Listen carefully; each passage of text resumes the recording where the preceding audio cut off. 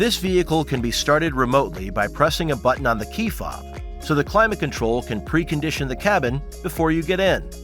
It's a good idea to use this feature while the vehicle is plugged in to avoid depleting the battery and range.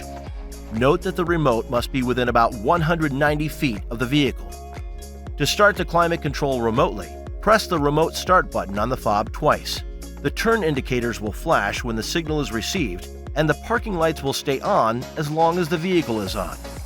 The climate control will use the settings in place when the vehicle was turned off after the previous drive.